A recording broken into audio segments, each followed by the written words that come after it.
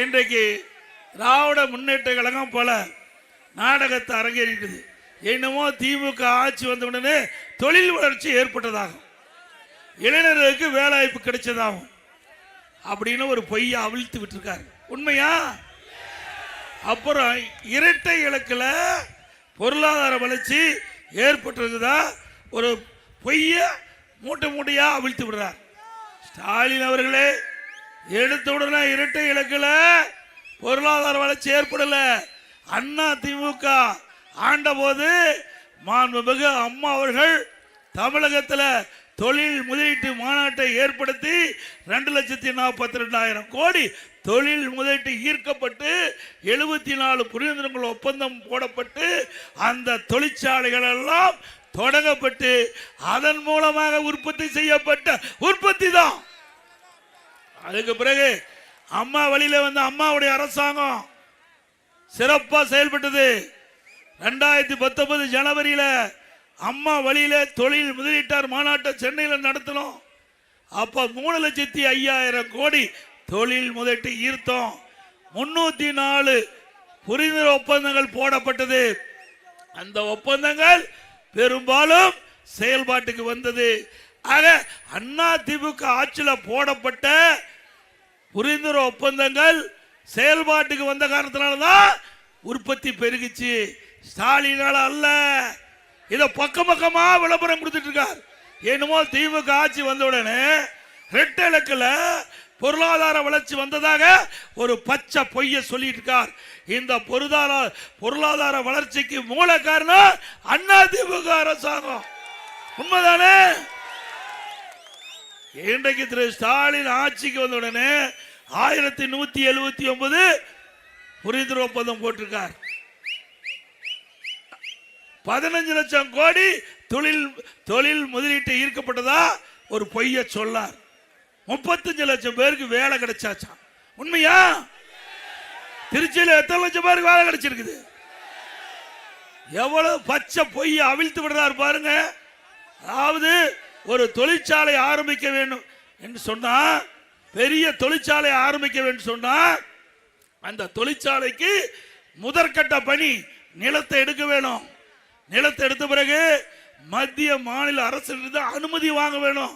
அதுக்கு பிறகு அதுக்கு நிதி, எல்லா பணத்தையும் சொந்த பணம் போடுறதில்ல, ஒரு 4/1 தான் சொந்த பணத்தை போடுவாங்க. 3 பங்கு வங்கியில் இருந்தே கடன் வாங்கி அதுல தொழிற்சாலை ஆரம்பிப்பாங்க. அப்படி அதுக்கு தொழில் முதலீட்டை ஏற்பாடு பண்ண வேணும். பிறகு கட்டடம் கட்ட வேணும், மிஷினை பொறுத்து வேணும். அப்புறம் தான்ப்பா இயங்கும். இவ்வளவு வேலையும் 4 வருஷம் ஆகும். வேலையும் 4 ஆண்டு ஆகும். அதுவும் வேகமா துரிதமா இந்த பணியெல்லாம் மேற்கொண்டு செயல்பட்டா 4 வருஷம் ஆகும். ஆனா ஸ்டாலின் என்ன சொல்றாரு? புரிந்துணர்வு ஒப்பந்தம் போட்ட உடனே 35 லட்சம் பேருக்கு வேலை கிடைச்சிட்டு தான். எங்க திருச்சி மாவட்டத்தில் எத்தனை பேருக்கு கிடைச்சிருக்குது? கிட்டத்தட்ட 9 சட்டமன்ற தொகுதி இருக்குது. 9 சட்டமன்ற தொகுதியில் எத்தனை லட்சம் பேருக்கு வேலை கிடைச்சிருக்குது? ஒரு மாவட்டத்துக்கு 1 லட்சம் பேருக்கு வேலை கிடைச்சதா? இப்படி மக்களை ஏமாற்றி 5 ஆண்டு காலத்தை ஓட்டிட்டார்.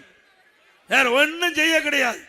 எல்லா அண்ணா திமுக ஆட்சியிலே போடப்பட்ட திட்டம் செயல்பாட்டுக்கு வந்து பொருளாதார வளர்ச்சி இன்றைக்கு தமிழகத்தில் இரட்டை இலக்கு இருக்குது. ஏன் 22-23 சொல்லல? 22-23 ஆண்டு இதை பத்தி குறிப்பிடல. 23-24 ஆண்டு இதை பற்றி குறிப்பிடல. 24-25 தான் இரட்டை இலக்கு வந்ததா சொல்றீங்க. அண்ணா திமுக ஆட்சி இருக்கும் போது இரட்டை இலக்கிலே வந்தது. பொருளாதார வளர்ச்சி இரட்டை இலக்கிலே வந்தது.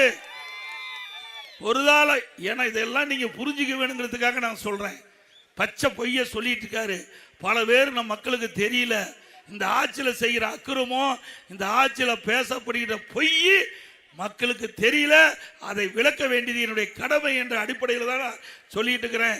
நல்லா இன்றைக்கு புரிந்த இந்த தொழில் வளர்ச்சி, இந்த பொருளாதார வளர்ச்சி என்பது வேளாண்மை, நீ செய்கிற விவசாயம், அதுதான் முதன்மை துறை. இதுலதான் முதன்மை துறை. இதுலதான் 60% மக்கள் பயன்படுறாங்க.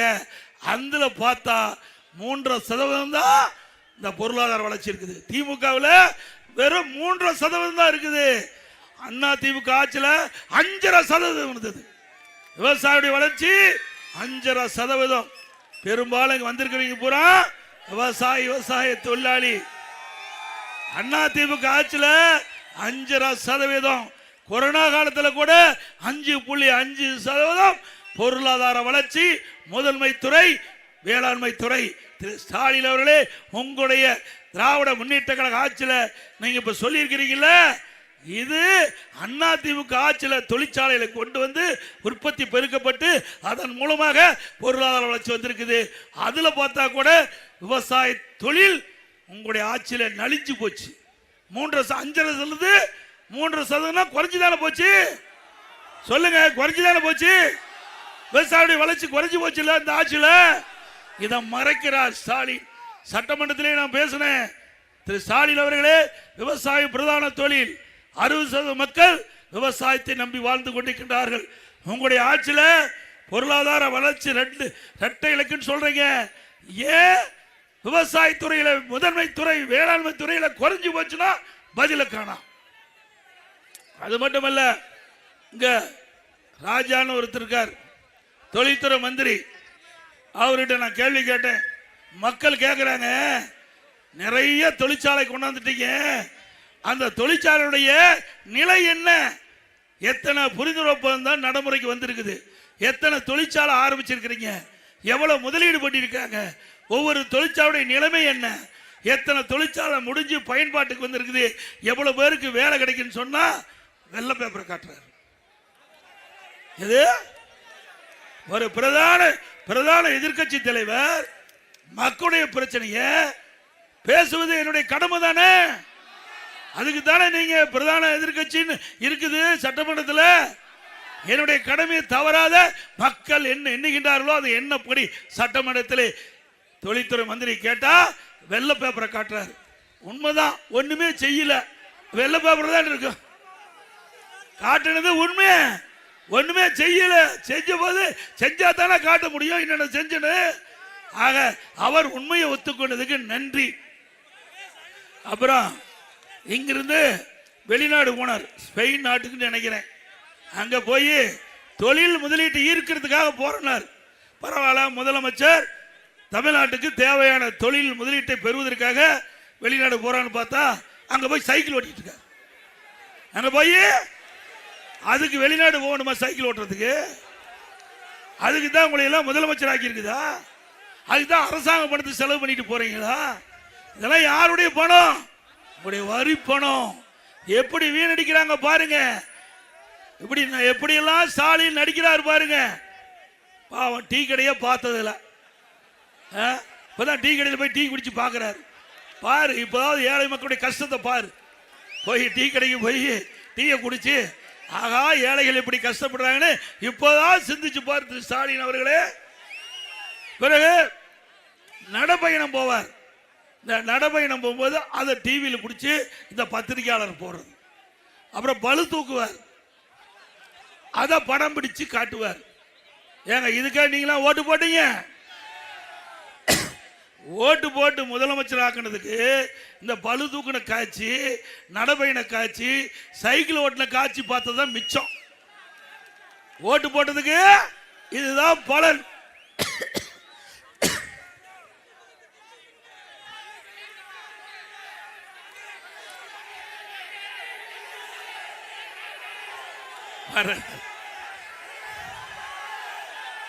அதோட இன்னொன்னையும் சொல்லியிருக்கிறார். எடப்பாடி பழனிசாமி மறைந்த தலைவர்களை கொச்சைப்படுத்தி பேசுறாரு சொல்றார். நான் அப்படி எங்காச்சும் பேசியிருக்கிறேன்னா? இதே இந்த மாவட்டத்தில் மாநிலவை உறுப்பினர் திரு சிவா இருக்கிறார்ல, அவர் பெருந்தலைவர் காமராஜரை பற்றி எவ்வளவு கொச்சப்படுத்தி பேசினார். எல்லா பத்திரிகையிலும் வந்தது, ஊடகத்திலையும் வந்தது. பெருந்தலைவர் காமராஜ் அவர் வேற கட்சியா இருக்கலாம், ஆனா நாட்டு மக்கள் அனைத்து கட்சி தலைவர்களும் அவரை ஏற்றுக்கொண்ட தலைவர் பெருந்தலைவர் காமராஜர் அவர்கள். அவர் இருக்கின்ற காலகட்டத்தில் இந்த நாடு வளர்ச்சி பெறுவதற்கு பல்வேறு திட்டங்களை கொண்டு வந்து நடைமுறைப்படுத்திய ஒப்பற்ற தலைவர் பெருந்தலைவர் காமராஜர் அவர்கள். மாண்பு அம்மா இருக்கின்ற பொழுது அவருக்கு தனி மரியாதை கொடுப்பாங்க. அப்படிப்பட்ட தலைவரை இந்த நகரத்தில் இருக்கிற திரு சிவா மாநிலவை உறுப்பினர் ஒன்றும் தெரியாதவரா? அந்த திமுகவுடைய ராஜ்யசபாவில் தலைவராக இருக்கிறார். எத்தனை ஆண்டு காலம் இருக்கிறார்? எத்தனை ஆண்டு காலம் நாடாளுமன்ற இருக்கிறார்? அவர் பெருந்தலைவரை பற்றி கொச்சியா பேசினாரு. கண்டிக்க முடிஞ்சுதான் இந்த ஸ்டாலினால. உனக்கு தில்லு திராணி இருந்தா இன்றைக்கு மக்களால் போற்றப்படுகின்ற பெருந்தலைவர் காமராஜர் அவர்களை இழிவாக பேசுகின்ற பொழுது கண்டிச்சிருக்கணும். கண்டிக்கல. அது மட்டுமல்ல, மாண்பு அம்மாவை எப்படியெல்லாம் கேலி பேசினாங்கல்ல. நம்முடைய பொன்மனச்செம்மல் புரட்சி தலைவர் எம்ஜிஆர் அவர்களை அவர் மலையாளம் தான் சொன்னாங்களா இல்லையா? அப்பெல்லாம் எங்களுக்கு எவ்வளவு கோபம் வரும். உங்களுக்கு வந்தா ரத்தம், எங்களுக்கு வந்தா தக்காளி சட்னியா? திரு ஸ்டாலின் அவர்களே, நான் பல முறை சொல்லிட்டேன், தனிப்பட்ட விமர்சனம் செய்தால் அதற்கு தகுந்த பதிலடியை நாங்களும் கொடுப்போம், எங்களுடைய நிர்வாகி தொண்டர்கள் கொடுப்பாங்க. வேடிக்கை பார்த்துட்டு இருக்க மாட்டோம் இனிமேல். அதுபோல அப்புறம் இன்னொன்னு ராசா ஒண்ணு பேசினார் பாத்தீங்களா? எல்லா ஆடியோவில் வந்தது இல்ல, எல்லா வலைதளங்களிலும் வந்ததா இல்லையா? அதுல ஒரு கருத்து சொல்லி இருக்கிறார். அந்த கருத்தை நான் கிருஷ்ணகிரி மேடையில் பேசினேன். யார்? திரு ராஜா சொன்ன கருத்து, நாம யாரும் சொல்லல. திராவிட முன்னேற்ற கழகத்தினுடைய துணை பொதுச் செயலாளராக இருக்கிற ராசா, முன்னாள் மத்திய மந்திரி, இப்பொழுது நாடாளுமன்ற உறுப்பினர், அவர் ஆடியோவிலே ஒரு கருத்தை சொல்லியிருக்கிறார். அந்த கருத்தின் அடிப்படையில் நான் அந்த செய்தி சொன்னேன். அதுக்கு ஸ்டாலின் பொங்குறாரு, என்னென்னமோ பேசுறாரு என்னை பத்தி. என்ன சொன்னாங்க? ஒரே ஒரு கருத்து, திரு கருணாநிதி அவர்கள் உடல்நிலை சரியில்லாமல் வீட்டில் இருக்கின்ற போது வீட்டு சிறையில் அடைக்கப்பட்டார். எதுல? வீட்டு சிறையில் அடைக்கப்பட்டார். நாம சொல்லல, எடப்பாடி பழனிசாமி சொல்லல, திரு ராசா அவர் சொன்ன செய்தி. திரு ஸ்டாலின் அவர்களே, எங்களுடைய அம்மா மறைந்த போது மர்மமான முறையிலே முன்னாள் முதலமைச்சர் அம்மாவில் இருந்தது குறித்து நாங்கள் விசாரணை நடத்தப்பட்டு தவறு இழைத்தவர்கள் மீது நடவடிக்கை எடுப்புன்னு சொன்னீங்க. இதுல 2021 திராவிட முன்னேற்ற கழக தேர்தல் அறிக்கை 22ஆம் நம்பர் என்று நான் கருதுறேன். அதுல சொல்லி இருக்கிறீங்க.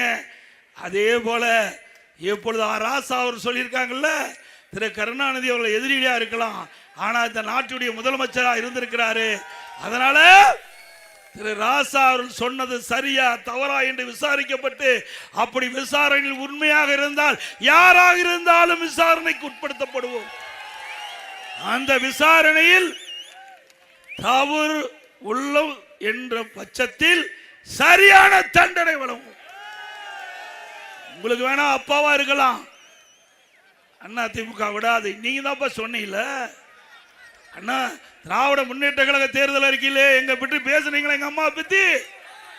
அதே மாதிரி முன்னாள் முதலமைச்சர் திரு கருணாநிதி முன்னாள் முதலமைச்சர் தானே.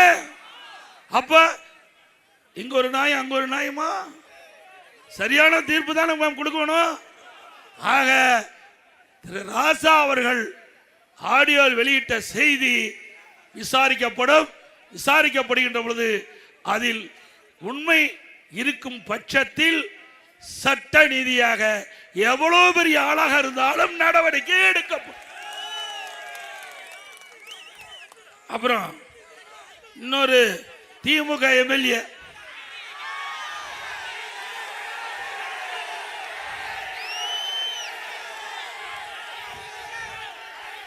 அவரு மகாஜனங்களே, உங்க எல்லோருக்கும் இன்னைக்கு ஒரு கதை சொல்ல வந்திருக்கோம். கதை சொல்ல வந்திருக்கோம். பெண்களுக்கு என்னைக்குமே உரிமையும் அடையாளமும் தர ஆட்சி கதை. என்னெல்லாம் உதவி பண்ணாங்கன்னு சொல்ல போறீங்களா? உதவி இல்ல உரிமை என்ன உற்சாகமா சொல்லு. 1000 இப்போ 2000 உலகத்தையே வெல்லு. கதை சூப்பரு. ஆனா நிஜத்துல இதெல்லாம் நடக்குமா சார்? இது நடந்துகிட்டு இருக்க நிஜம், இனியும் நடக்க போற நிஜம். தன்னுடைய கிட்னிய அவர்கள் பணத்தாசை காட்டி வறுமையை பயன்படுத்தி முறைகேடா கிட்னிய எடுத்திருக்கிறாங்க. இது நாம சொல்லல, திராவிட முன்னேற்ற கழக அரசாங்கம், திமுக அரசாங்கம், திமுக எம்எல்ஏ மருத்துவமனையில் திமுக அரசாங்கம் ஒரு குழு அமைக்கப்பட்டு அந்த குழு அந்த மருத்துவமனையிலே சோதனை செய்யப்பட்டு அந்த சோதனையிலே கிட்னி முறைகேடு நடைபெற்றது உண்மை என்று தெரிவிக்கப்பட்டது. அதன் அடிப்படையில் அந்த புரோக்கர் எல்லாம் கைது பண்ணிட்டாங்க. ஆனா மருத்துவமனையுடைய உரிமையாளர் கைது பண்ணாங்களா? அண்ணா திமுக ஆட்சிக்கு வந்தவுடன் இதை முறையாக விசாரிக்கப்படும், சட்ட நீதியாக விசாரிக்கப்படும். இதில் தவறு நடக்கும் பட்சத்தில் எவ்வளவு பெரிய ஆளா இருந்தாலும் அவர் மீது உரிய நடவடிக்கை எடுக்கப்படும். யாராவது திராவிட முன்னேற்ற கழகம் நடத்துகின்ற மருத்துவமனையில் போய் ஆபரேஷன் பண்ணி இருந்தா நீங்க போய் ஸ்கேன் பண்ணி பார்த்துக்குங்க, உள்ள உறுப்பு இருக்குதா இல்லையான்னு பார்த்துக்குங்க. ஆமாங்க, ஏன்னா நாமக்கல்ல மாவட்டம் கொமராபாளையத்தில் ஒரு பெண்மணி உடல் சரியில்லா போச்சு. அங்கே போய் ஸ்கேன் பண்ணி பார்க்கும்போது அங்கே கல்லீரலை காணோம். அந்த அம்மா சொல்லுச்சு, இல்லை என்னை கஷ்டமாக இருந்து குடும்பம் நடத்துறதுக்கு நான் கிட்னி தான் எடுக்கணும்னு சொன்னாங்க. ஆனால் இப்போ நீங்கள் கல்லீரலில் காணான்னு சொல்கிறீங்களே என்னது?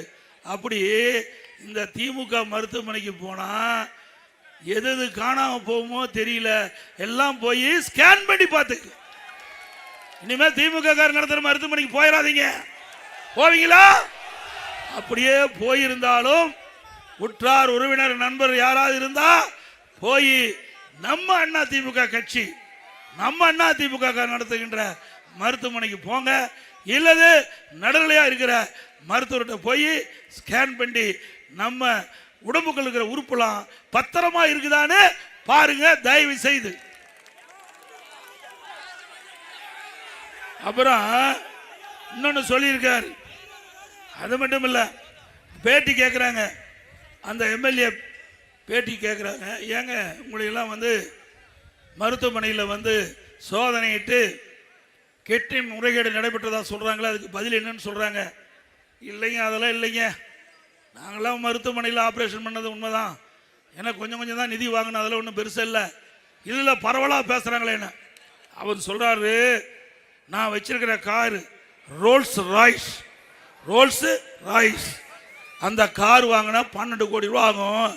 இங்கே இருக்கு இந்த ஊரில் இருக்கிற கிட்னி எல்லாம் கழட்டினா தான் அந்த கார் வாங்க முடியும். அந்த ஊரில் இருக்கிற கிட்னிலாம் தயவு செய்து மணச்சநல்லூரில் போட்டிடுறாருங்க, எல்லா கிட்னியும் கழட்டி விடுவாங்க. உஷாரா இருக்க, அவரு கலட்ட ஆரம்பிச்சுட்டாரு. நீங்க உஷாரா இல்லைன்னா கிட்னி காணாம போயிடும். எவ்வளவு திமிர் இருந்தா இப்படிப்பட்ட பேச்சு சொல்லணும். ஒரு பொது வாழ்வில் வந்திருக்கிற ஒரு எம்எல்ஏ எப்படி மக்கள்கிட்ட பேசுறதுன்னு வேண்டாம், மக்களை எப்படி கொச்சப்படுத்தி பேசுறாங்க பாருங்க. பணம் இருக்கின்ற திமிரில் இப்படிப்பட்ட வார்த்தையை கக்கின்றவருக்கா நீங்க ஓட்டு போடுவீங்க? சொல்றேன், மனசாட்சியுள்ள ஒவ்வொரு மனிதனும் சிந்திக்க வேண்டிய நேரம் இது. இப்படிப்பட்டவர்கள் சட்டமன்ற உறுப்பினராக பொது வாழ்விலே வருவது கேலி கூத்து, வெக்க கேடு. அவருக்கு நிக்கின்ற மணச்சநல்லூர் நிக்கிறாங்க, அவருக்கு டெபாசிட் செய்வீங்களா?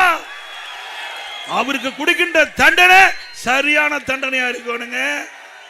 ஒவ்வொரு மனிதனும் சிந்திக்க வேண்டும்.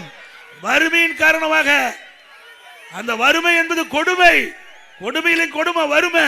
அந்த சந்தர்ப்பத்தை பயன்படுத்தி கிட்னி முறைகேடில் ஈடுபட்டவர்களுக்கு இந்த தேர்தல் மூலமாக தக்க தண்டனையை மக்கள் வழங்க வேண்டும் என்று இருகரம் கூப்பி கேட்டுக்கிறேன். அதே போல பத்திரிகை சுதந்திரத்தை ஸ்டாலின் நசுக்கிட்டார். பத்திரிகையாளரை குரல் வழிய நெரிச்சிட்டார். பத்திரிகையாளருடைய குரல் வழிய நெரிச்சிட்டார். உங்களுக்கு ஒரு யூடியூபர் தெரியும், யாரு? சவுக் சங்கர். அவருடைய தாயார் இன்னைக்கு இறந்துட்டாங்க. பாவம், தாயார் மனவேதையில மன உளைச்சல்ல இறந்துட்டாங்க. சிந்திச்சு பாருங்க. ஒரு அரசாங்கத்தை விமர்சனம் பண்ணிட்டு இருந்தாங்க. நான் இருக்கும்போது கூட விமர்சனம் பண்ணாங்க என்னை பற்றி. அதை ஏற்றுக்க வேணும். ஒரு பொறுப்புல வருகின்ற பொழுது விமர்சனம் வந்தால் அதை ஏற்றுக்க வேணும். வேணுமென்றே திட்டமிட்டு சர்வாதிகார போக்கில் இந்த அரசாங்கம் நடந்த காலத்தால் அவர் வீட்டில் கொண்டு போய் மலத்தை கொண்டு போய் கொட்டுறாங்க. அவர் வீட்டில் சாக்கடையும் மலத்தையும் கொண்டு போய் கொட்டுகின்ற பொழுது அந்த தாயினுடைய மனம் எப்படி நொந்து போகும் என்று நினைச்சு பாருங்க. நம்மளா சாதாரண குடும்பத்தை சேர்ந்தவர்கள் சிந்திக்க வேண்டும். ஒவ்வொருவரும் இந்த ஆட்சியில் நடைபெறுகின்ற கொடுமைகள் சிந்திங்க. அந்த கொடுமைக்கு சரியான பாடம் கொடுப்பீங்களா? இன்றைக்கு அந்த தாய் மன வேதனை பட்டு இன்றைக்கு இந்த மண்ணில இருந்து மறைந்து விட்டார்கள்.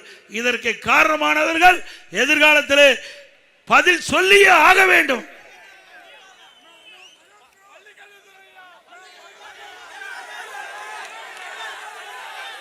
அதே போல திமுக ஆட்சியில் பெண்கள் இளைஞர்கள் பாதுகாப்பாக இருக்க வேண்டும்.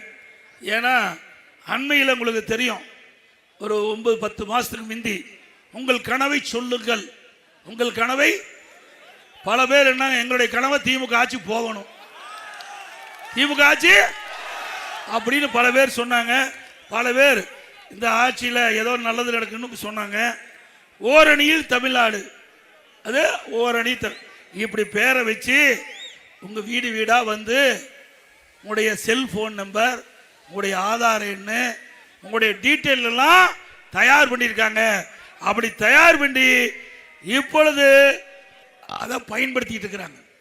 நான் உடனே நீதிமன்றத்துக்கு போனோம். இது தவறு, இது தவறானது.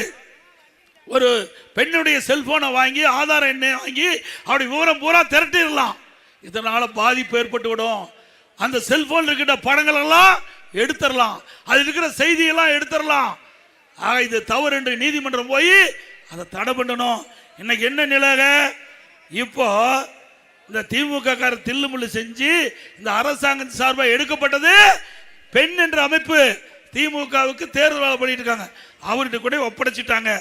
இப்போ பார்த்தீங்கன்னா அண்மையில் ஒவ்வொரு போனும் பெண்கள் போனுக்கு வருது. அதில் என்ன, உங்களுடைய திமுகவுக்கு வாக்களியுங்கள் அப்படின்னு வருது, நீங்க திமுகவுடைய ஆதரவாளர் அப்படின்னு வருது. இது எவ்வளவு பெரிய மோசடி! மக்கள் நம்பித்தானே நம்பர் சொன்னாங்க, அரசாங்கத்தை நம்பித்தானே. நான் உங்களுடைய விவரத்தெல்லாம் சொல்லி இருக்கிறீங்க. அரசாங்கம் தவறா பயன்படுத்தலாமா? எச்சரிக்கையா இருங்க. அது மட்டும் இல்ல, நீங்க போனை பண்றான், வீட்டில் இருக்கிறீங்களா இல்லையான்னு பாக்குறான், வீட்டில் இல்லாத போது வீட்டில் வந்து கொள்ளையடிச்சிட்டு போயிடறான். ஜாக்கிரதையா இருங்க பெண்கள், இளைஞர்கள், அதுவும் நம்முடைய மூத்த தாய்மாரெல்லாம் ஜாக்கிரதையா இருங்க. ஏன்னா இதுல அவ்வளவு பிரச்சனை இருக்குது.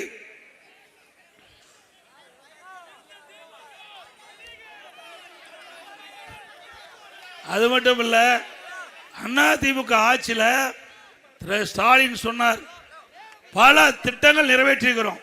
ஆனா முதலமைச்சர் ஸ்டாலின் அதிமுக ஆட்சியில் ஒண்ணுமே செய்யல அப்படின்னு ஒரு பொய்யை சொல்லிட்டு இருக்காரு. நாங்க அதிமுக ஆட்சிக்கு வந்த பிறகு என்னென்ன திட்டத்தை நேரத்தில் தெரிவிச்சுன்னு பாருங்க. காவிரி வைகை குண்டார் இணைப்பு திட்டம் அற்புதமான திட்டம். காவிரியிலிருந்து மேட்டூர் அணை நிரம்பி உபரியா வெளிவருகின்ற போது வெளியேறும் போது காவிரி வைகை குண்டார் இணைப்பு திட்டம் திருச்சி மாவட்டத்தில் இருக்கின்ற வறட்சியான பகுதி சோலை வளமாக்கும். அது முடிச்சுட்டான், கிடப்புல போட்டாங்க. நடந்தாய்வாளி காவிரி திட்டம் பல பேருக்கு இது என்னன்னே தெரியாது. அதிமுக ஆட்சி இருக்கும்போது, நான் முதலமைச்சர் இருக்கும்போது இந்த திட்டத்தை நிறைவேற்ற வேண்டும். எப்படி கங்கை புனரமைக்கிறாங்களோ அதுபோல மேட்டூர் அணையில் திறக்கப்படும் நீர் போய் கடல்ல கலக்கின்ற வரை சுத்தமான நீரா இருக்க வேணும். அதற்காக நடந்தாய்வாளி காவிரி திட்டம் என்ற ஒரு திட்டத்தை தயார் பண்ணி மாண்புமிகு பாரத பிரதமர் நரேந்திர மோடி இடத்துல கொடுத்து இதை நிறைவேற்றுன்னு சொன்னோம். அவரும் நான் கொடுக்கிற திட்டத்தை ஏத்துக்கிட்டு கூட்டுக்குழு 2 அவைகள் மக்களவை மாநிலவை அந்த கூட்டுக்குழுவில் மேதகு குடியரசுத் தலைவர் உரைகளை இடம்பெற செஞ்சு திட்டத்தை நடைமுறைப்படுத்த அறிவிச்சார். அதுக்கு பிறகு 5 வருஷம் இந்த அரசாங்கம் கிடப்புல போட்டது. போன வருஷத்துக்கு முந்தைய ஆண்டு நீர்வளத்துறை அமைச்சர்கிட்ட கேட்டேன். ஆக இது நடந்தாய்வாளி காவிரி திட்டம் மத்திய அரசு ஏற்றுக்கொண்டு விட்டது, அதை நீங்கள் அணுகுங்கள்.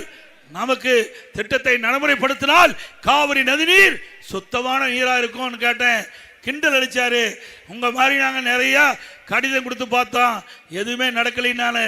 ஆனா இந்த ஆண்டு மத்திய அரசு நடந்தாய்வாளி காவிரி திட்டத்திற்கு 11,600 கோடி 11,600 கோடி ஒதுக்கி அந்த நீர்வளத்துறை கொள்கை விளக்க குறிப்புல திமுக அரசாங்கமே போட்டுட்டது. திமுக அரசாங்கமே போட்டது. அது கிடப்புல போட்டாங்க. அத கிடப்புல போட்டுட்டாங்க. ஏன்னா அண்ணா திமுக ஆட்சியில் கொண்டு வந்த திட்டம், அண்ணா திமுக ஆட்சியில் இவ்வளவு பெரிய திட்டத்தை கொண்டாந்தா மக்களிடத்துல விவசாய இடத்துல பொதுமக்கள் இடத்துல நல்ல பெயர் வந்துருன்னு அந்த திட்டத்தை முடக்கிட்டாங்க. முதற்கட்டமா 930 கோடி மத்திய அரசு கொடுத்திருக்குது. இந்த திட்டத்துடைய நோக்கம் மேட்டூர் அணையில் திறக்கப்படின நீர் 2 கரை, காவிரி கரை 2 பக்கம் இருக்குது. அதிலிருந்து வெளியேறுகின்ற அசுத்த நீர், நகரத்திலிருந்து வெளியேறுகின்ற அசுத்த நீர் காவிரி ஆற்றில் வந்து கலக்குது, தண்ணி மாசுபடுது.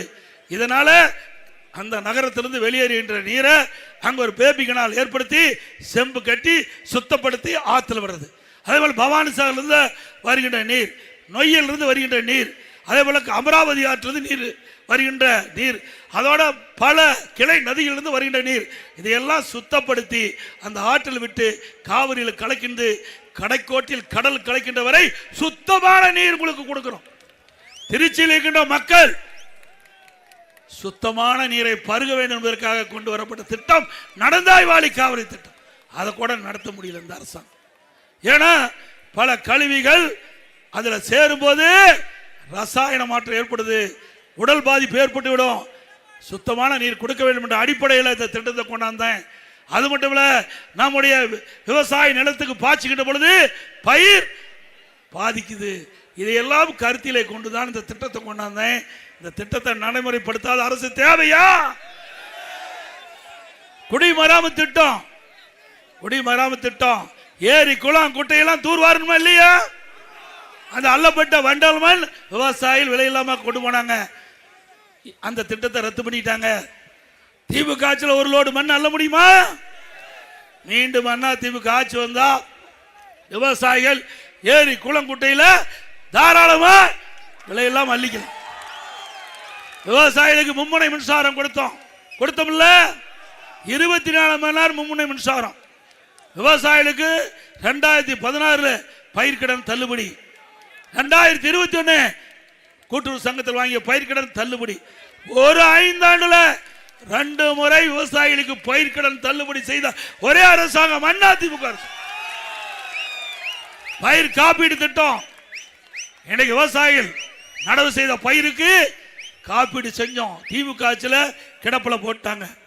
பிரமாண்டமான கால்நடை பூங்கா நம்முடைய சேலத்தில் தலைவாசல கட்டின மூடி கிடக்குது. அந்த கால்நடை பூங்கா வந்தா கலப்பின பசுகளை உருவாக்கி நம்முடைய விவசாயிகள் கொடுக்கும் போது ஒரு பசு 40 லிட்டர் பால் கறக்கும். விவசாயிக்கு, விவசாய தொழிலாளிக்கு விலையில்லாம கொடுக்கிறோம். 40 லிட்டர் பால் கொடுக்கின்ற அற்புதமான ஆராய்ச்சி நிலையத்தை மூடி கிடக்குது. மீண்டும் அதிமுக ஆட்சி வந்தா விவசாயிய நன்மை கருதி விவசாயிகளுக்கு இப்படி அதிக பால் கொடுக்கின்ற கறவை பசுகளை அந்த ஆராய்ச்சி நிலையத்தை உருவாக்கி விவசாயிக்கு, விவசாய தொழிலாளிக்கு வழங்கப்படும். இங்க இருக்கிற அமைச்சர் பெரிய ஊழல் பண்ணியிருக்காரு. யாருன்னு உங்களுக்கு தெரியும். நகர்ப்புற வளர்ச்சித்துறை, குடிநீர் வழங்கல் துறை. இந்த அமைச்சர் இந்த துறையில் முறைகேடு செய்யப்பட்டதாக அமலாக்கத்துறை ஆதாரத்தோட கண்டுபிடிச்சு அவர் மீது வழக்கு பதிவு செய்ய வேண்டும் என்று தமிழ்நாட்டில் இருக்க சட்ட ஒழுங்கு டிஜிபிக்கு அறிக்கை தாக்கல் செஞ்சிருக்கிறாங்க. இதுவரை எஃப்ஐஆர் பதிவு செய்யல. 3 முறை அறிக்கை அனுப்பிச்சும் இதுவரைக்கும் பதிவு செய்யல. அதிமுக ஆட்சி வந்த உடனே சட்ட நீதியாக விசாரிக்கப்படும். இந்த விசாரணையில் தவறு இருக்கின்ற பட்சத்தில் நடவடிக்கை எடுக்கப்படும். அப்புறம் ஒருத்தர் 10 ரூபா ஆளு, உங்களுக்கு நல்லா தெரியும், கேட்க வேண்டியதே இல்லை. 10 ரூபாய்னா நீங்களே ஆரம்பிச்சுக்கிறீங்க. இன்னைக்கு தமிழகத்தில் 6000 மதுக்கடை இருக்குது. 6000 மதுக்கடையில் ஒரு நாளைக்கு 1.5 கோடி பாட்டில் விற்குது. ஒரு பாட்டிலுக்கு 10 ரூபா அதிகமாக வாங்கினாங்க. அப்படி ஒரு நாளைக்கு 15 கோடி, மாசத்துக்கு 450 கோடி, வருஷத்துக்கு 5400 கோடி, 5 வருஷத்துல 24,000 கோடி ஒரு பாட்டிலுக்கு 10 ரூபா அதிகம் வாங்கிய கொள்ளையடிச்சிருக்கிறாங்க. இப்படிப்பட்ட அரசாங்கம் மீண்டும் தொடர வேண்டுமா? இவ்வளவு கொள்ளையடிச்சு 453 நாள் ஜெயில் இருந்தாருன்னு எனக்கு பார்க்குறேன். எனக்கு கிடைச்ச தகவல். அவள் நாள் ஜெயில் விட்டு வெளியில் வந்த போது முதலமைச்சர் புகழ்றார். ஏதோ நாட்டுக்கு சுதந்திரம் வாங்கி தந்த மாதிரி. ஏன்னா கரெக்டா கப்பம் கட்டியிருக்கார். கரெக்டா கப்பங்கண்ண இவருக்கு கப்பம் கட்டி அவருக்கு ஜெயிலுக்கு போனதான் மிச்சம். அவர் நெஞ்ச பொழுதுதான் மிச்சம். அவர் இங்க நிக்க முடியாது, போய் கோயம்புத்தூர் நிக்கிறாரு. எங்க கரூர்ல நிக்க முடியாது. ஆக இப்படிப்பட்டவரெல்லாம் மீண்டும் ஆட்சிக்கு வர வேணுமா? ஊழல் ஆட்சி தேவையா? இன்றைக்கு விலைவாசி உயர்வு, இன்றைக்கு அரிசி விலை உயர்வு, பருப்பு விலை உயர்வு, என்ன விலை உயர்வு, அதை பற்றி எல்லாம் முதலமைச்சருக்கு கவலை இல்லை. அதோட மின் கட்டணம் 67% உயர்ந்து போச்சு. கடைக்கு இரட்டிப்பு வரும் சார்ஜ், பீக் ஹவர்னு போட்டு வாங்குறாங்க. நகராட்சி, மாநகராட்சி, பேரூராட்சியில் வீட்டு வரி 100% உயர்வு, கடை வரி 150% உயர்வு, குப்பைக்கு வரி, குடிநீருக்கு வரி. பிறகு இந்த உள்ளாட்சி அமைப்பில் குடிநீர் இணைப்பு கொடுத்துருக்குறாங்க, இந்த குழாய் இணைப்பு, அதுக்கு வரி போடுறதா சொல்றாங்க. அப்படியா? அதில் வரி கட்டினா தான் உங்களுக்கு 100 நாள் வேலை திட்டத்தில் நாங்கள் பணி கொடுக்குன்னு சொல்றாங்க. அதிமுக ஆட்சிக்கு வந்த பொழுது அப்படிப்பட்ட பிரச்சனை இருந்தால் தீர்க்கப்படும். அப்புறம் இங்க இருக்கிற பள்ளி கல்வித்துறை அமைச்சர்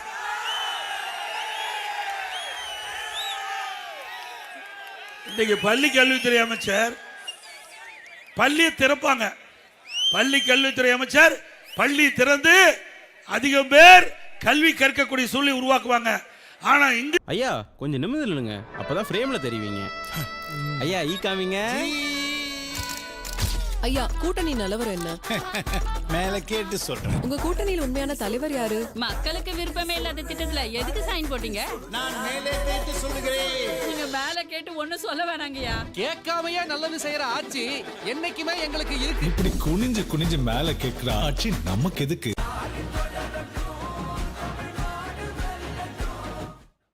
மக்களுக்காக தானே அரசாங்கம். அரசாங்கத்துக்காக மக்கள் இல்ல. ஆக அரசாங்கத்துக்காக மக்கள் இல்ல, மக்களுக்காக நாங்க பள்ளிகளை திறந்தோம். ஆனா இந்த பள்ளி கல்வித்துறை அமைச்சர் கிட்டத்தட்ட 200 பள்ளி மூடிட்டார். 200 பள்ளிக்கூடத்தை, அரசு பள்ளிக்கூடத்தை 200 மூடிட்டார். இப்படிப்பட்டவரெல்லாம் மீண்டும் வெற்றி பெற வேண்டுமா? இன்னைக்கு அரசு பள்ளி படிக்கின்ற மாணவர்கள் பெரும்பாலும் ஏழை மாணவர்கள். அப்படி ஏழை மாணவர்கள் அந்த பகுதியிலேயே அங்க மேல்நிலை பள்ளியில் படிச்சா அங்க போய் கல்லூரியில் சேர்ந்து பட்டப்படி படிக்கலாம். ஏன்னா 4 கிலோமீட்டர் 5 கிலோமீட்டரு நம்முடைய மாணவர்கள் மாணவியும் நம்முடைய விவசாய தொழிலாளிகள் விவசாயிகள் அனுப்ப மாட்டாங்க. அப்படி வேலைக்கு வச்சுக்குவோம். நான்லாம் கிராமத்தில் பிறந்தவன். அதனால தான் நான் இதெல்லாம் அருமையான அதிகமான பள்ளிகளை திறந்தோம். நம்முடைய பெண் பிள்ளைகள் பக்கத்திலேயே பள்ளிக்கூடம் இருந்தா போய் அங்கே சேர்ந்து படித்து ஒரு பட்டப்படி படித்து அவர் வேலை வாய்ப்பு பெறுன்னு அந்த எண்ணத்தில் நாங்கள் மேல்நிலை பள்ளியை திறந்தா இங்கே இருக்கிற இந்த மண்ணில் பிறந்த அமைச்சர் பள்ளி மூடுறார். பள்ளிக்கூட திறப்பதற்கு பதிலாக பள்ளி மூடிய அரசாங்கம் திமுக அரசாங்கம்.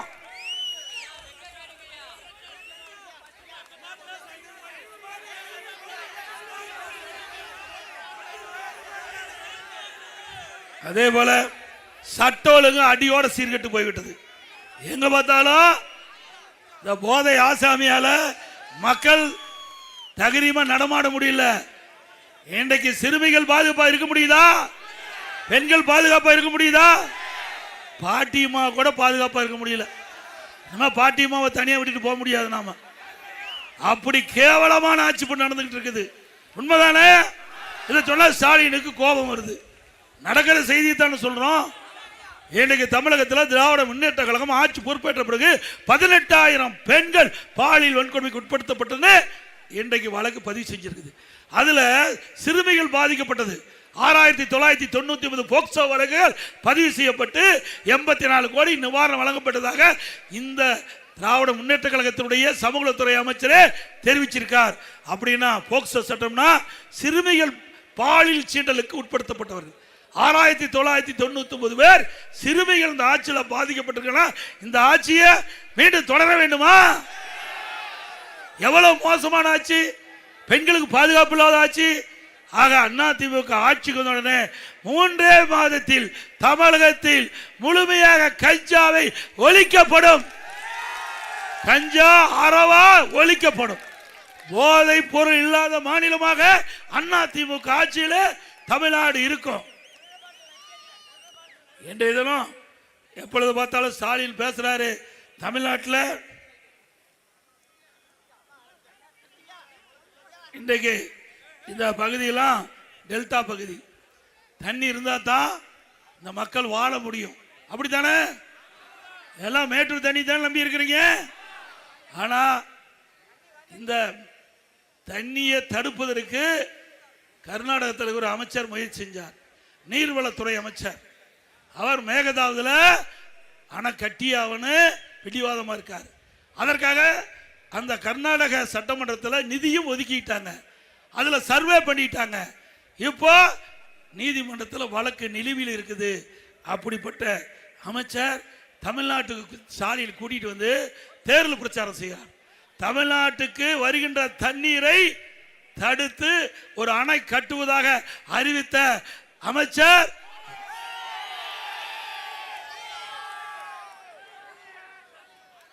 ஏங்க, இவருக்கு நீங்களாம் ஓட்டா போட போறீங்க, நாம போட மாட்டோம். மக்கள்கிட்ட சொல்லுங்க, இவருதான் மேகதாது அந்த பகுதியில் அணை கட்டன்னு சொல்றாரு. அப்படிப்பட்டவரை தமிழ்நாட்டுக்கு வரவழைச்சு தேர்தல் பிரச்சாரம் நடத்திட்டு இருக்க இன்றைய முதலமைச்சர் ஸ்டாலின். இவரா விவசாய கவனிக்கிறவரு, இவரா விவசாய பாதுகாக்கக்கூடியவரு. இன்றைக்கு காவிரி நதிநீர் ஜீவ நதி, 20 மாவட்ட மக்களுக்கு குடிநீர் ஆதாரமாக இருப்பது காவிரி நதிநீர். அப்படிப்பட்ட நமக்குடைய ஜீவ நதிய மேகதாது என்ற இடத்துல அணை கட்டுவதற்கு முயற்சி செய்கின்ற ஒரு அமைச்சரை கூட்டிட்டு வந்து தேர்தல் பிரச்சாரம் செய்யணும். இவரை தமிழ்நாட்டுக்கு நன்மை செய்யக்கூடிய முதலமைச்சரா? சிந்திச்சு பாருங்க. ஒவ்வொரு செயலும் சிந்திக்க வேண்டும். நீங்கள் போடுகின்ற ஒவ்வொரு ஓட்டும் தமிழ்நாட்டுடைய தலையெழுத்தை நிர்ணயிக்கக்கூடிய ஓட்டு. சாதாரணமா எண்ணிராதீங்க. இப்படி இவரெல்லாம் அண்டர்ஸ்டாண்டிங், இவர்களா ஒரு உடன்பாடு இருக்குது. ஆக தமிழ்நாட்டுக்கு தண்ணி தரக்கூடாது என்று இருக்கின்ற ஒருவரை தமிழ்நாட்டுக்கு அழைத்து வந்து பிரச்சாரத்தில் ஈடுபடுத்துறாங்கன்னா அவருடைய மனநிலை எப்படி இருக்கும் என்பதை சிந்திக்க வேண்டும் என்று அன்போடு நேரத்தில் கேட்டு, இன்றைக்கு அனைத்து இந்திய அண்ணா திராவிட முன்னேற்ற கழக அரசாங்கம் உங்களுடைய அரசாங்கம். அதிமுக கட்சி உங்களுடைய கட்சி, மக்களுடைய கட்சி, மக்களுக்காக உழைக்கின்ற கட்சி. விலைவாசி வருகின்ற பொழுது அதை தட்டுப்படுத்தி மக்களுக்கு சேவை செய்கின்ற கட்சி. புயல் வெள்ளம் உதவி செய்கின்ற கட்சி, வறட்சி விவசாயிகளுக்கு உதவி செய்கின்ற கட்சி. இப்படி பல திட்டத்தை செயல்படுத்துகின்ற அரசாங்கம் அதிமுக அரசாங்கம் என்பதை நேரத்தில் தெரிவித்து, இன்றைக்கு அதிமுக ஆட்சிக்கு உடனே பல திட்டங்கள் நிறைவேற்றப்படுவதாக நாங்கள் அறிவிச்சிருக்கிறோம். அதில் நீங்கள் பார்த்தீங்கன்னா வரி சுமை அதிகமாகி போச்சு, விலைவாசி உயர்ந்துச்சு, இதனால் மக்கள் கஷ்டப்பட்டு இருக்காங்க. அதிலிருந்து அவர்களை மீட்டெடுக்க வேண்டும் என்ற அடிப்படையில் எல்லா குடும்பத்தையும் 10,000 ரூபாய் சிறப்பு உதவித்தொகை வங்கியிலே செலுத்தப்படும். 10,000 ரூபாய் எல்லா குடும்ப அட்டைதாரருக்கும் அவருடைய வங்கியிலே சிறப்புதவி தொகையாக செலுத்தப்படும். மாதந்தோறும் குடும்ப தலைவிக்கு 2000 ரூபாய் வழங்கப்படும். எல்லா குடும்பத்தையும் விலை இல்லாம ஃப்ரிட்ஜ் வழங்கப்படும்.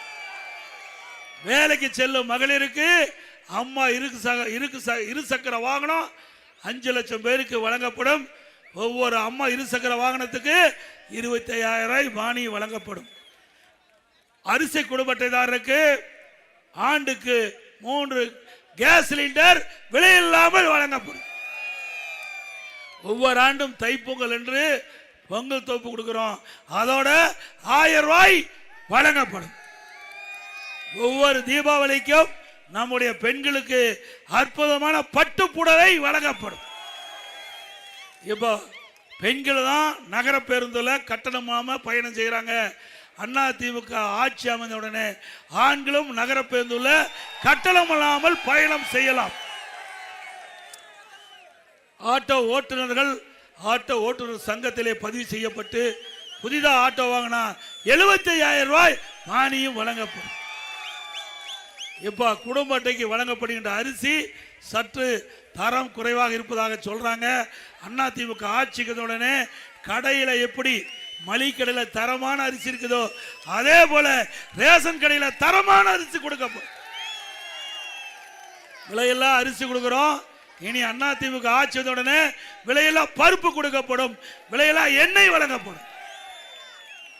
அதே போல அம்மா இல்லம் திட்டம் இன்றைக்கு ஏழைகள், அது எந்த ஜாதி மதனே பார்க்கல, ஏழைன்னு இருந்தா வீடு இல்லாம இருந்தா அந்த ஏழைகள் அனைவருக்கும் அதிமுக ஆட்சியில பிரம்மாண்டமான கான்கிரீட் வீடு கட்டி கொடுக்கும்.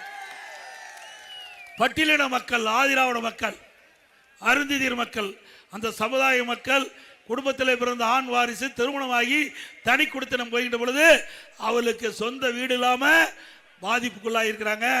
அப்படிப்பட்டவர்களுக்கு அரசாங்கமே சொந்தமா இடம் வாங்கி அற்புதமான கான்கிரீட் வீடு அந்த பட்டியலின மக்களுக்கு கட்டி கொடுக்கும்.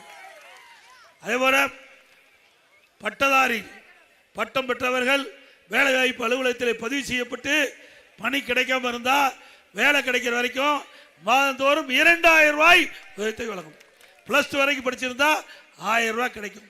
நம்முடைய முதியோர்களுக்கு வழங்கப்படுகின்ற ஓய்வூதியம் 2000 ரூபாயாக உயர்த்தி வழங்கும். அதே போல கட்டிட தொழிலாளர்கள் அந்த பணி செஞ்சிட்டு இருக்கும்போது தவறி விழுந்து உயிரிழந்தால் அந்த குடும்பத்துக்கு 25 லட்சம் ரூபாய் நிவாரண உதவி வழங்கப்படும். அதே போல ஜல்லிக்கட்டு போட்டி, அந்த ஜல்லிக்கட்டு போட்டி நடைபெற்ற அனுமதி பெற்றதுக்கு 5 லட்சம் ரூபாய் ஜல்லிக்கட்டு போட்டி நடத்துவதற்கு அரசாங்கத்தின் சார்பாக நிதியுதவி வழங்கப்படும். ஜல்லிக்கட்டு போட்டியிலே கலந்து கொண்டு அந்த காலை அடைக்கின்ற பொழுது விபத்து ஏற்பட்டு உயிரிழந்தா அவருக்கு 10 லட்சம் ரூபாய் நிவாரண தொகை வழங்கப்படும். ஜல்லிக்கட்டு போட்டியிலே கலந்து கொண்டு அந்த பதிவு செய்யப்பட்ட வீரர்களுக்கு காப்பீடு செய்யப்படும். அந்த பிரிமியத்தை அரசாங்கமே செலுத்தப்படும். அது மட்டுமல்ல, மாற்றுத்திறனாளிகள் கூட்டுறவு சங்கத்தில் வாங்கிய கடன் முழுவதும் தள்ளுபடி செய்யப்படும்.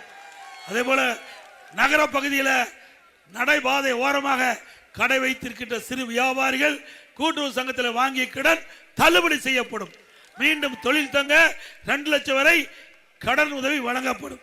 இஸ்லாமிய, கிறிஸ்துவ மற்றும் ஏனைய சிறுபான்மை வகுப்பை சேர்ந்த மகளிர் சுயதொழில் தொடங்குவதற்கு வட்டிலா கடன் வழங்கப்படும். இப்படி பல திட்டங்கள் அதிமுக ஆட்சி வந்த உடனே கொடுக்கப்படும். 297 அறிவிப்புகள் அதிமுக சார்பா அறிவிச்சிருக்கிறோம். அதிமுக ஆட்சி உங்களுடைய துணை கொண்டு நிச்சயமாக வரும் வரும் அதிமுக ஆளுங்கட்சியாக வரும். வந்த உடனே அறிவிக்கப்பட்ட திட்டங்கள் அனைத்தும் நிறைவேற்றப்படும். அதே போல ஸ்டாலின் சொல்றாரு, அதிமுக ஆட்சியில் எந்த சாதனையும் செய்யவில்லை என்று. திருச்சி மாவட்டத்தில் மட்டும் பல திட்டங்களை நாங்கள் நிறைவேற்றியிருக்கிறோம். பார்த்தீங்கன்னா சென்னை நேப்பியார் பாலத்திற்கு இணையா ஸ்ரீரங்கம் கொள்ளிடம் ஆற்றின் குறுக்கே புது பாலம் நாங்கள் தான் கட்டித்திருந்தோம். மாண்புமிகு அம்மா இருக்கின்ற பொழுதே அங்கே ஸ்ரீரங்கத்தில் புதிய தேசிய சட்ட பள்ளியை திறந்தோம். ஸ்ரீரங்கத்தில் புதிய பொறியியல் கல்லூரி, ஸ்ரீரங்கத்தில் பாலிடெக்னிக் கல்லூரி, திருச்சி திருவானையூரில் 83 கோடியில் சாலை மேம்பாலம், ஸ்ரீரங்கம் தொகுதி மேலூர் அருகில் வண்ணத்துப்பூச்சி பூங்கா, திருச்சி மாநகராட்சி பகுதியில் ஸ்மார்ட் சிட்டி 1100 கோடியில் பல திட்டம். திருச்சி என்றால் மலைக்கோட்டை, அந்த மலைக்கோட்டையை அதன் நுழைவு வாயிலான மெயின் கார்டு கேட்டை சீரமைத்து செய்து மின் ஒளியில் பிரசிக்க வைத்தது அதிமுக அரசு. அங்கு புராதன தன்மையுடன் பூங்கா 39 கோடியில் செயல்படுத்தப்பட்டது. மேலும் திருச்சி மாநகரில் 16 பூங்காக்களை உருவாக்கப்பட்டு 5 போக்குவரத்து திட்டு அழகுபடுத்தும் பணி 14 கோடியில் நடைமுறைப்படுத்தினோம். திருச்சி மாநகரத்தில் ஏற்படும் வெள்ள பாதிப்புகளை தடுக்க உய்யங்குண்டான் கால்வாய் 18 கோடி மதிப்பீட்டில் கரைகள் மேம்பாடு செய்யப்பட்டது. மாநகராட்சி சாலைகளில் 10 ஆண்டா நல்ல முறையில் பராமரிக்கப்பட்டது. திருச்சி விமான நிலையம் வழியாக புதுக்கோட்டை 4 வழிச்சாலையாக அகலப்படுத்தப்பட்டது. திருச்சி குடமுறுக்கப்பட்டியிலிருந்து 56 கோடியில் முக்கொம்பு வரை சாலை அகலப்படுத்தப்பட்டு விபத்துகள் தகர்க்கப்பட்டது. அற்புதமா முக்கொம்புல பிரம்மாண்டமான தடுப்பணை ஒன்று கட்டி கொடுத்துருக்கு. டிவிஎஸ் டோல்கட் முதல் மாத்தூர் வரை 68 கோடியில் 4 வழிச்சாலை அமைக்கப்பட்டது. கிள்ளியூரில் ஆற்றின் குறுக்கே புதிய பாலம் கட்டப்பட்டது. ஸ்டிக்கர் ஓட்டி திறந்தது. திருச்சி சத்திரம் பேருந்து நிலையம் புதுப்பிக்கும் பணி 90% அதிமுக ஆட்சியில் முடிகிறது. ஸ்டாலின் திறந்து வச்சுட்டு போயிட்டார். வாவு சிதம்பரம் பிள்ளை மற்றும் பெரும்படுகை முத்தரையார் ஆகிய இருவரும் மணிமண்டபம் கட்டி முடிக்கப்பட்டது. ஸ்டாலின் திறந்து நாம அறிவிச்சு நாம கட்டணும். முடிகிற தருவாயில ஸ்டாலின் ஆட்சிக்கு திறந்துட்டார். இன்னும் பல திட்டங்கள் அதிமுக ஆட்சியிலே நிறைவேற்றிருக்கிறோம்.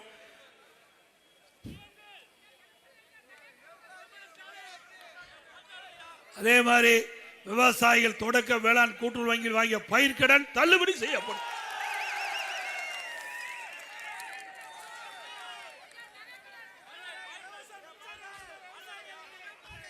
வரி தந்திருக்கின்ற கழக நிர்வாகிகள், தொண்டர்கள், கூட்டணி கட்சி தலைவர்கள், நிர்வாகிகள், மேடையில் இருக்கின்ற நம்முடைய அற்புதமான வேட்பாளர்கள், கூட்டணி வேட்பாளர் அத்தனை பேருக்கும் இனிய தமிழ் புத்தாண்டு நல்வாழ்த்துக்கள். மக்களை காப்போம், தமிழகத்தை மீட்போம். மக்களை, தமிழகத்தை, மக்களை, தமிழகத்தை, மக்களை, தமிழகத்தை. ஸ்டாலின் மாடல் அரசு, ஃபெயிலியர் மாடல் அரசு. Bye bye Stalin. AIADMK winning. AIADMK நல்ல ஆட்சி கம்மிங். நல்ல ஆட்சி. நன்றி, வணக்கம்.